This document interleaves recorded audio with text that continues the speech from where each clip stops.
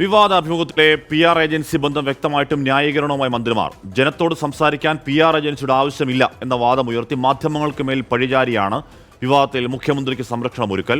PR agency ബന്ധം the Hindu പത്രം സ്ഥിരീകരിച്ചിട്ടും മുഖ്യമന്ത്രിയോ സർക്കാരോ ഇക്കാര്യത്തിൽ ഇതുവരെയും വ്യക്തത വരുത്തിയിട്ടുമില്ല. കേരളത്തിൻ്റെ മുഖ്യമന്ത്രിയെ ആക്രമിച്ച് LDF സർക്കാരിനെയും ഇടതുപക്ഷ പ്രസ്ഥാനത്തെയും തകർക്കുക എന്നുള്ള വളരെ ബോധപൂർവമായ ഗൂഢാലോചനയാണ്, പൊളിറ്റിക്സാണ് നിങ്ങളിവിടെ അപ്ലൈ ചെയ്യുന്നത്. അത് നിങ്ങളെല്ലാ പല ശക്തികളും ഇതിൻ്റെ ഭാഗമായിട്ടുണ്ട്.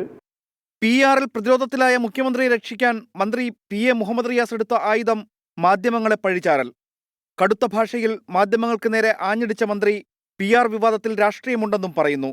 പിന്നാലെ മന്ത്രി V ശിവൻകുട്ടിയും മുഖ്യമന്ത്രിക്ക് സംരക്ഷണം തീർത്തു.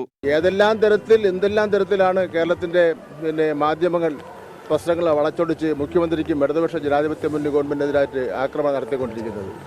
അതൊന്നും ജനങ്ങൾ വിശ്വസിക്കില്ല എന്നുള്ളതിന് തെളിവാണ് രണ്ടാം പിണറായി ഗവൺമെന്റ്. ഒരു മൂന്നാം പിണറായി ഗവൺമെന്റിന്റെ വരവിനെ തടയുന്നതിന് വേണ്ടിയുള്ള പരിശ്രമമാണ് ഈ മാധ്യമങ്ങൾ പ്രതിപക്ഷത്തോട് ചേർന്നുകൊണ്ട് നടത്തിക്കൊണ്ടിരിക്കുന്നത്. അഭിമുഖം തെറ്റായിരുന്നെങ്കിൽ പത്രമിറങ്ങുമ്പോൾ എന്തുകൊണ്ട് ഇടപെട്ടില്ലെന്നായിരുന്നു PV അൻവർ MLA-യുടെ ചോദ്യം.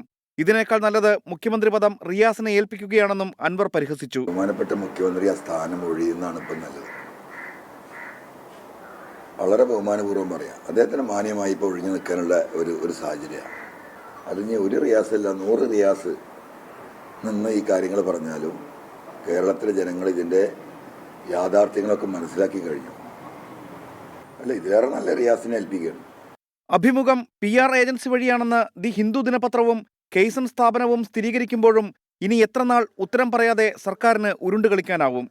24 തിരുവനന്തപുരം.